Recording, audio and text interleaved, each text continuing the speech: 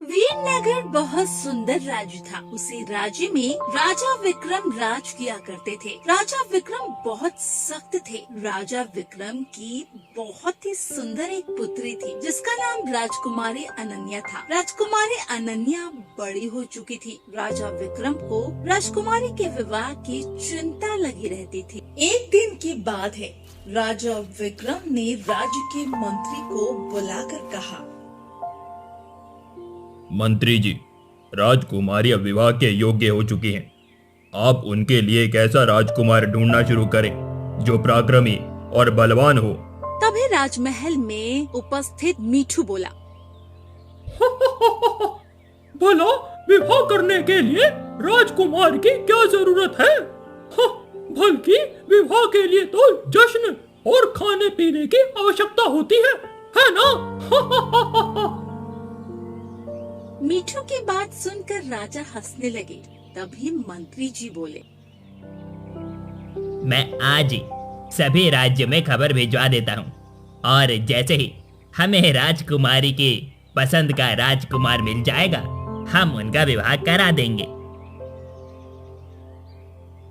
ऐसा कहकर मंत्री जी आसपास के सभी राज्यों में सूचित करवा देते हैं कि राजकुमारी अनन्या के विवाह के लिए राजकुमार की जरूरत है। अगले दिन जौनपुर के राजा उनके पुत्र राज को लेकर राजमहल आए। राजकुमारी अनन्या राज को देखकर कहती है, पिताजी, मैं जिस राजकुमार के साथ विवाह करना चाहती हूँ वो ये नहीं है। कोई बात नहीं, जब तक तुम्हारी पसंद का राजकुमार नहीं मिलेगा तब तक हम तुम्हारा विवाह नहीं करवाएंगे, ठीक है? राजा विक्रम ने जौनपुर के राजा को मना कर दिया। जौनपुर के राजा और उनके पुत्र दोनों ही वहाँ से चले गए। उसी तरह कई राजा अपने राजकुमार को लेकर राजमहल आए राजकुमारी अनन्या के साथ विवाह करवाने के लिए। परंतु राजकुमारी अनन्या ने हर किसी में कोई न कोई कमी निकालकर सबको मना कर दिया। इसी बात से राजा विक्रम बहुत चिंतित थे। मंत्री जी, समझ में नहीं आ रहा है कि राजकुमारी को आखिर कैसे राजकुमार से विवाह करना है। मैंने उन्हें एक से बढ़ के एक राजकुमार दिखाए, परंतु उनमें से कोई ना कोई कमी निकालकर मना ही कर दिया उन्होंने।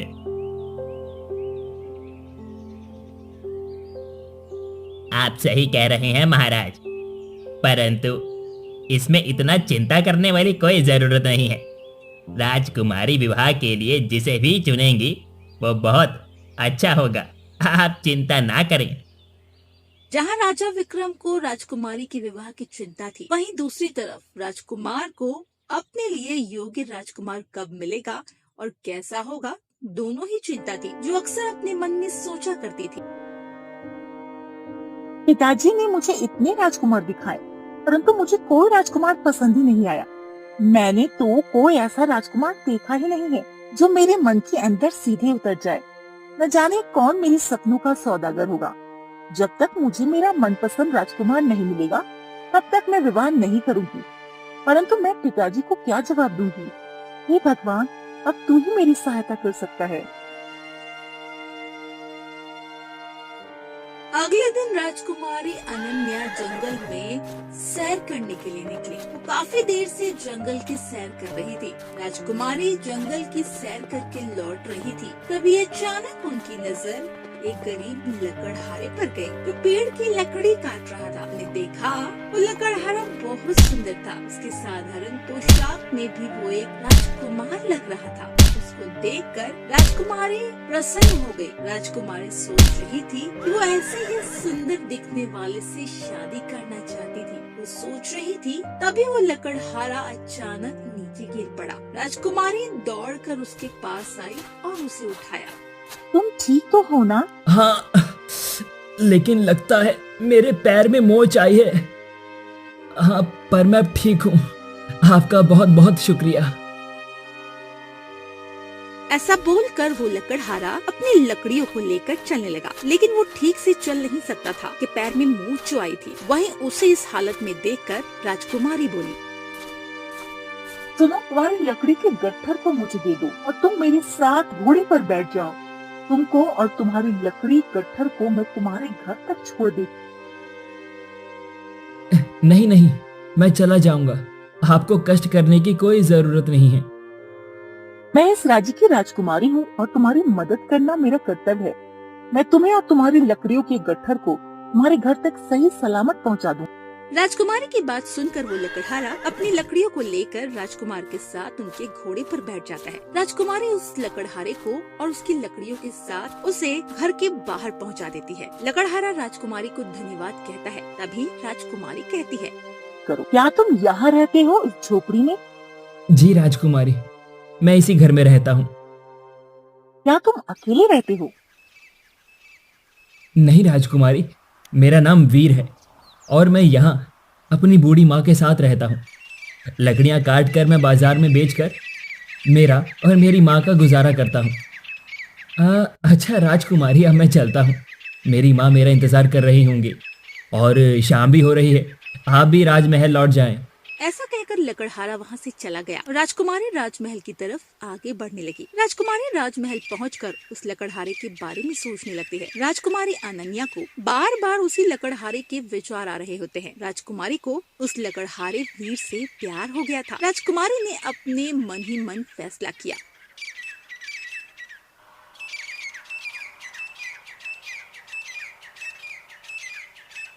एक वही लकड़हारा वीर है जो मेरा जीवन साथी होगा। पिताजी ने मुझे कितने राजकुमार दिखाए पर मुझे कोई पसंद नहीं आया, लेकिन वीर ने एक ही मुलाकात में मेरा दिल जीत लिया। मुझे उसी से विवाह करना है। मैं कल ही वीर को बता दूंगी और विवाह के लिए पूछ। वीर अगले दिन राजकुमारी वीर लकड़हारे के घर पहुंच जाती है। वीर लकड़हारा पेड़ के नीचे बैठा था और राजकुमारी को देखकर बोला, राजकुमारी अनन्या, आपका यहाँ पर कैसे आना हुआ? मैं तुमको एक बात बताना चाहती हूँ। सुनो, मुझे तुमसे प्यार हो गया है और मैं तुमसे विवाह करना चाहती हूँ। राजकुमारी, ये आप क्या कह रही हैं? आप जानती भी हैं कि आप एक राजकुमारी हैं और मैं एक गरीब साधारण लकड़हारा हूँ। भला मैं और आपका क्या ही मेल है? ये नहीं हो सकता हमारा मेल। तुम मुझे अपने जीवन साथी नहीं बनाना चाहिए, परंतु मैं विवाह तो तुमसे ही करूंगी। परंतु राजकुमारी, राजा विक्रम इस बात से कभी राजी नहीं होंगे। पर तुम उसकी चिंता मत करो, मैं उनको मना लूंगी, लेकिन विवाह तो मैं तुमसे ही करती रहूंगी और मुझे पता है तुम भी मुझे पसंद करते हो। आप सही बोली राजकुमारी। पसंद तो मैं भी आपको बहुत करता हूँ, परंतु मैंने ये सपने में भी कभी नहीं सोचा था कि मैं एक राजकुमारी से विवाह करूंगा। अच्छा, अभी मैं राज दरबार जा रही हूँ। मैं मेरे पिता यानी राजा विक्रम को सारी बातें बताकर तुमसे विवाह करने के लिए आती। राजकुमारी राजमहल जाकर राजा से कहती है, पिताजी, मैंने अपने लिए जीवन साथी पसंद किया है। ये तो बहुत ही खुशी की बात है राजकुमारी। बताइए, किस राज्य के राजकुमार की किस्मत इतनी सही निकली है जिसकी रानी तुम जैसी सुंदर राजकुमारी बनने वाली है? नहीं मंत्री जी, वो कोई राज्य का राजकुमार नहीं, वो तो एक साधारण लकड़हारा है और उसका नाम वीर है। ये आप क्या कह रही है राजकुमारी? आप होश में तो है? एक साधारण लकड़हारा इस पूरे राज्य का राजकुमार बनेगा? नहीं नहीं, ऐसा कभी नहीं हो सकता है। क्यों नहीं हो सकता पिताजी? मुझे वीर पसंद है और मैं वीर से ही शादी करूंगी। नहीं राजकुमारी, मैं तुम्हें किसी भी साधारण लकड़हारे से विवाह करने की अनुमति नहीं दे सकता। पिताजी, वीर बहुत सुंदर और बलवान और ईमानदार है। अरे जो भी हो, मैंने तुम्हें अपना फैसला सुना दिया है। हमारे राज्य की कुछ मर्यादाएं होती हैं। तुमने सोचा भी है हमारे पड़ोसी राज्यों में ये बात पता चलेगी तो हमारी इज्जत मिट्टी में मिल जाएगी। ये बात को यहीं पर भूल जाना। इस बात को यहीं पर भूल जाने में ही तुम्हारी भलाई है, समझे तुम? तो ठीक है पिताजी, यदि आपने अपना फैसला सुना दिया तो अब मैं भी आपको अपना फैसला सुनाती हूँ। मैं विवाह तो वीर से ही करूँगी, इसीलिए मैं इस राज्य को छोड़कर हमेशा हमेशा के लिए जा रही हूँ। महाराज, मुझे लगता है कि आपको अपने फैसले के बारे में एक बार जरूर सोच लेना चाहिए। नहीं मंत्री जी, हमारा फैसला अटल है। और तभी राजकुमारी राज दरबार छोड़कर चली जाती है और वीर के घर आ जाती है। राजकुमारी वीर के घर पहुंचकर वीर को सारी बात बताती है और विवाह करने के लिए कहती है। तभी वीर राजकुमारी अनन्या को अपनी झोपड़ी के अंदर ले जाता है और अपनी माँ से मिलवाता है और सारी बात बता देता है। वीर की माँ सारी बात सुनकर बोलती है, राजकुमारी, अगर आप मेरे बेटे वीर से विवाह करना चाहती है तो मुझे कोई आपत्ति नहीं है, पर आप अपना राज दरबार छोड़कर हमारे साथ यहाँ इस झोपड़ी में मेरे बेटे वीर की पत्नी बनकर साधारण जीवन बिता पाओगी। क्यों नहीं माँ, मैं वीर से विवाह करने के लिए राज दरबार छोड़कर आई हूँ और वीर से शादी करने के लिए मैं कुछ भी कर सकती हूँ। वीर की माँ को राजकुमारी की सारी बातें सुनकर बहुत अच्छा लगा। राजकुमारी और वीर एक मंदिर जाते हैं और शादी कर लेते हैं। घर आते हैं राजकुमारी और वीर एक साथ और साधारण जीवन शुरू करते हैं। खुशी खुशी गांव में लकड़ियां बेचते हैं और उनसे मिले पैसों से अपना गुजारा चलाते हैं। ऐसे ही समय बीतता जाता है। विवाह को 2 महीने होने को आए थे, तभी अचानक वीर की माँ की तबीयत बिगड़ जाती है और वो चल बसती है। राजकुमारी और वीर अब अकेले उस झोपड़ी में रह रहे थे। दूसरी तरफ राजा को राजकुमारी की कमी और चिंता से गुजर रहे थे। ऐसे ही दिन बीतते जाते हैं। एक दिन राजा चिंतित अवस्था में बैठे थे, तभी मंत्री जी बोले,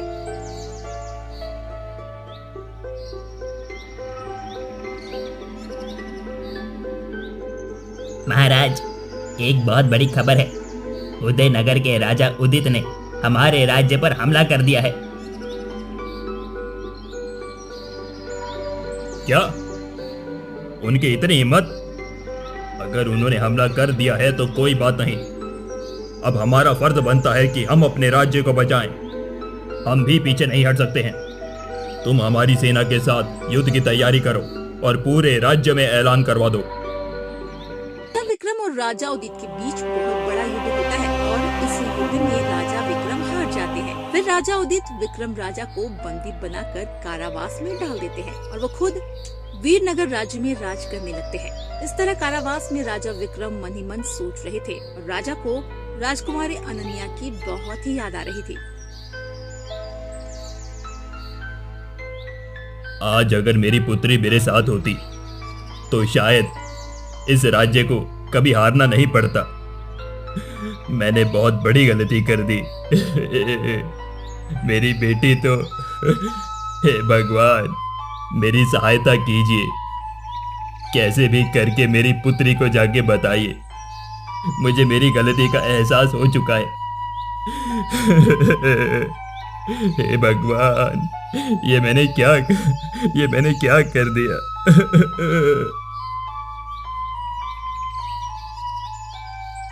यहाँ राजा चिंतित थे।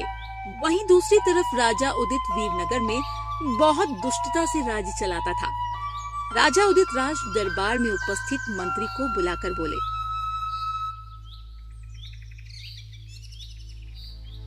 मंत्री जी, मैं सभी राज्यों को अपनी मुट्ठी में करना चाहता हूँ। हमारे आसपास में कौन सा राज्य है? हाँ महाराज, हमारे जंगल के उस पार सोनपुर राज्य है और वहाँ के लोग बहुत ही धनवान हैं और वहाँ के राजा को कोई संतान भी नहीं है। मैं तो कहता हूँ आप सोनपुर के राजा को हराकर सोनपुर को हमारे राज्य में शामिल कर लीजिए। हाँ ठीक है मंत्री जी, आप ऐसा कीजिए, सोनपुर के राजा को संदेश भिजवाइए कि वो हमसे युद्ध करे या तो राज्य अपने आप हमें सौंप दे। हमें युद्ध में हराकर खुद विजय हो जाए। राजा उदित की ये चुनौती है। ये संदेश आप खुद उनको उनके हाथ में देकर आएंगे। ठीक है महाराज, जैसी आपकी आज्ञा।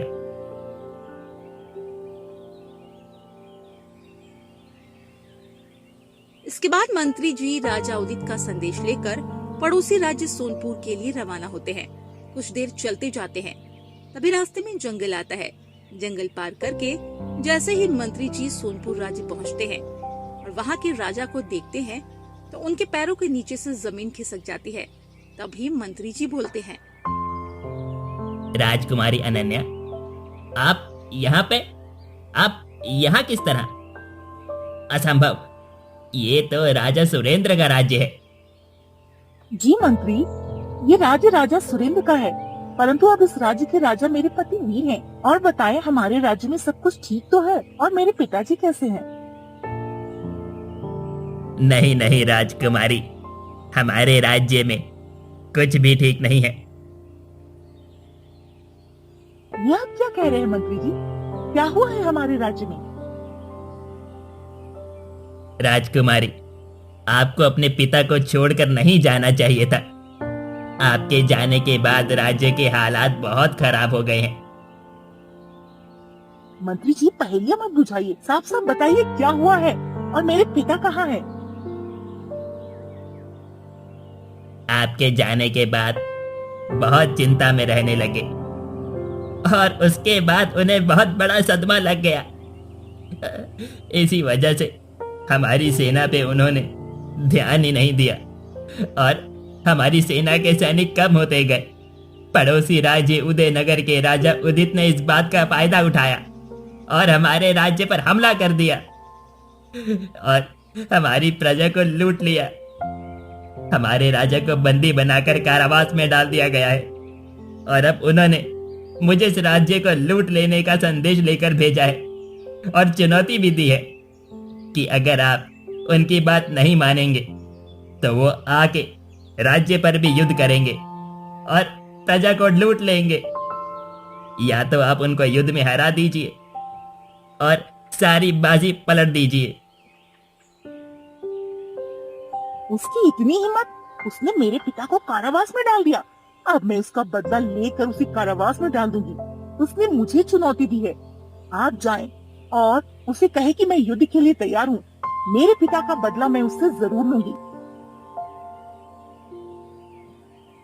जी राजकुमारी, परंतु मुझे समझ में नहीं आ रहा।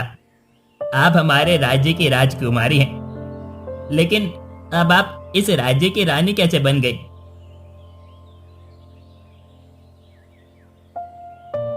मंत्री जी, ये एक लंबी कहानी है। आप तो जानते हैं, जब मैंने पिताश्री के सामने विवाह करने का प्रस्ताव रखा तो उन्होंने साफ मना कर दिया। इसलिए मैंने वो राज्य छोड़ दिया। फिर मैं वीर के पास गई और हम दोनों ने मंदिर में शादी कर ली। फिर मैं एक साधारण लकड़हारे की पत्नी बनकर जीवन बिताने लगी। फिर हमारी शादी के कुछ समय बाद वीर की माता का देहांत हो गया और अब हम घर में दोनों अकेले रहते हैं। एक दिन की बात है, हम दोनों जंगल से लकड़ियां काटकर बाजार में बेचने के लिए जा रहे थे। तभी उस रास्ते में घुड़सवार आते हुए दिखता है। वो घुड़सवार हमारे पास आकर गिर गया और उसने वीर को देखकर कहा, देखो अनन्या, इनके वस्त्रों को देखकर ये कोई राजा लगते हैं। और देखो ना, लगता है इन्हें किसी जंगली जानवर ने काट लिया है। ये घायल हैं। हाँ अनन्या, तुम सही कह रही हो। इन्हें मदद की जरूरत है। हमें इनकी मदद करनी होगी। हम इन्हें हमारे घर ले जाते हैं। के बाद हम उनको हमारे घर लाए और जंगल से कुछ जड़ी बूटी लाकर उनके जख्म पर लगा दी।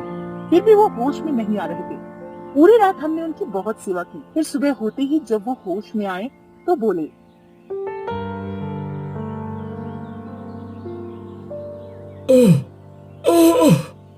कौन हो आप लोग जो मेरी इतनी मदद कर रहे हो? मैं इसी जंगल में रहता हूँ। कल हम जंगल से लकड़ी काट कर जा रहे थे, तभी आप घोड़े से आ रहे थे। उसी वक्त तुम अचानक नीचे गिर गए और बेहोश हो गए। हमने देखा तो आप पूरी तरह से जख्मी थे, तो हम आपको हमारे इस घर में ले आए। परंतु आपने बताया नहीं कि आप कौन हैं और आपकी ऐसी हालत कैसे हुई?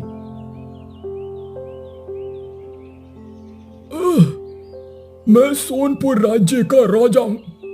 मैं और मेरे सैनिक जंगल में शिकार करने के लिए आए थे और मैं हिरण का पीछे करते करते जंगल के काफी अंदर निकल गया था। जब मैंने पीछे मुड़कर देखा तो मेरे सारे सैनिक पीछे रह गए थे। मुझे कोई भी दिखाई नहीं दे रहा था। तभी अचानक मुझ पर सामने से शेर ने हमला कर दिया। मैंने अपनी तलवार लेकर उसे युद्ध किया और उसे मार दिया, परंतु युद्ध में उसने मेरे पैर काट दिए थे और मेरे पैर जख्मी हो गए थे। जब मैं राजमहल की तरफ जा रहा था तभी मैं बेहोश हो गया और आप लोग मुझे यहां पर ले आए।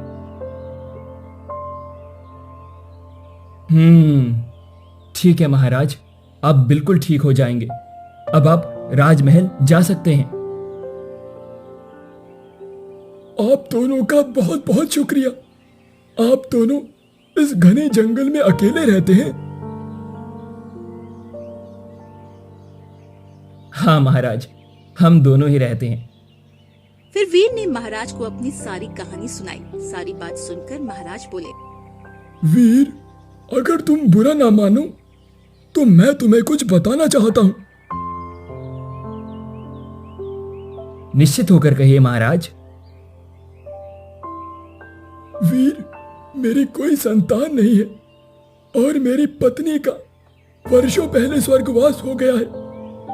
अब मैं भी बहुत बीमार रहता हूं, इसीलिए अपने राज्यों का कारोबार संभाल लेने के लिए मुझे एक योग्य युवक की तलाश थी। तुम दोनों मेरे साथ चलो। मैं तुम दोनों को मेरे राज्य का महाराज और अनन्या को महारानी बनाकर मैं मेरे राज्य की सारी जिम्मेदारी तुम दोनों को सौंप देना चाहता हूं, ताकि मैं अपनी जिम्मेदारी से मुक्त होकर जीवन का अंतिम समय सुकून से काट सकूं। मना मत करना, मुझे तुम्हारे ही जैसे ईमानदार की तलाश है जो राज्य को संभाल सकते हैं। इसके बाद मैं और वीर महाराज के साथ उनके राज्य चले आए। महाराज ने हम दोनों को राज्य में राजा रानी घोषित कर दिया और हम दोनों राजा रानी बन गए। हम दोनों राज्य के काम में व्यस्त हो गए थे। ऐसे ही कुछ दिन बीत गए। फिर एक दिन महाराज की तबीयत बहुत बिगड़ गई और कुछ दिन में महाराज चल बसे।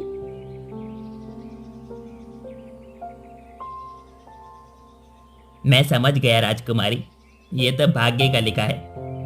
आपके भाग्य में रानी बनना था, इसीलिए आप इस राज्य की रानी बन गई। और आपके भाग्य में एक राजकुमार था, इसीलिए आपके पति एक साधारण लकड़हारे थे, फिर भी वो इस राज्य के राजकुमार बन गए हैं। ये तो किस्मत का खेल है, इसे कोई नहीं बदल सकता। शायद अब तक तो आपके पिता यानी विक्रम राजा को भी ये बात समझ आ रही होगी, परंतु महाराज ने ये बात समझने में बहुत देर लगा दी। नहीं मंत्री जी, कोई देर नहीं हुई है।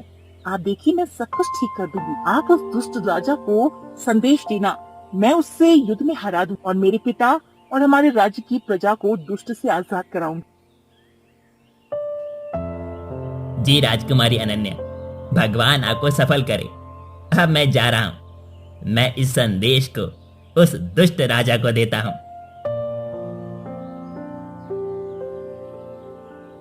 मंत्री जी अपने राज्य वापस आते हैं और महाराज उदित को सारी बात बता देते हैं। फिर महाराज सुनकर बोलते हैं, तो ठीक है मंत्री जी, युद्ध की तैयारी तुरंत की जाए। इसके बाद मंत्री चुपचाप कैद खाने की तरफ बढ़ने लगे और राजा विक्रम के पास आकर सारी बात बताते हैं। महाराज सारी बात सुनकर बोलते हैं, मंत्री जी, मुझे पूरा विश्वास था कि मेरी पुत्री को ये सारी बातें पता चल जाएंगी। वो अवश्य युद्ध करके इस दुष्ट को हराकर मुझे और मेरी प्रजा को मुक्त कराएंगी। आप सही कह रहे हैं महाराज, आपकी पुत्री अब जल्द आएंगी और आपको मुक्त करवाएंगी।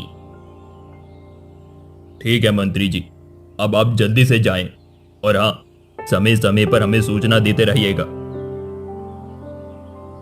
और फिर मंत्री जी वहां से चले जाते हैं।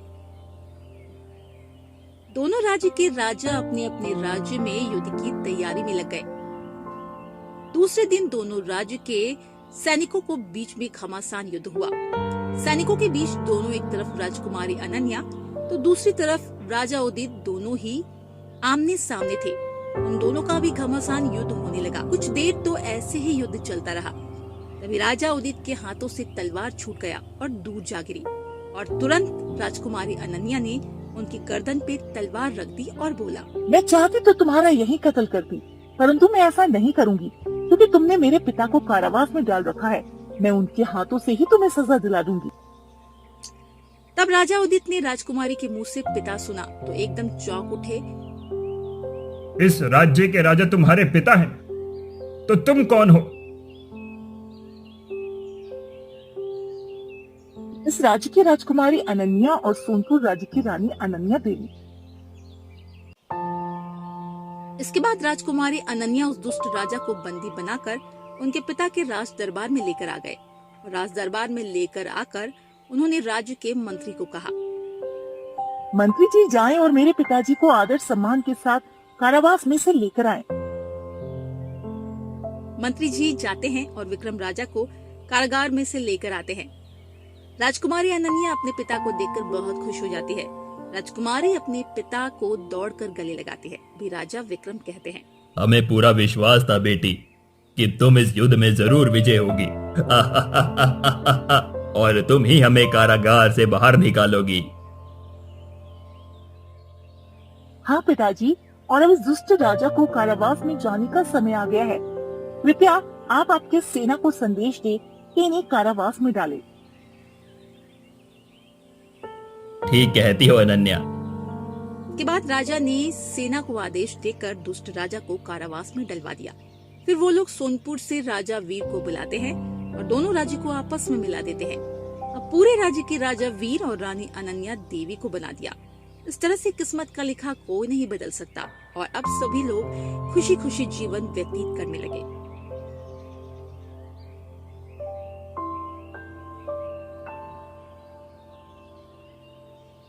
अगर आपको हमारी कहानी पसंद आई हो तो एक लाइक और एक कमेंट और साथ में सब्सक्राइब जरूर कर देना हो ताकि हमारी दूसरी कहानी सबसे पहले आपको देखने के लिए मिले। हाँ, बाय बाय।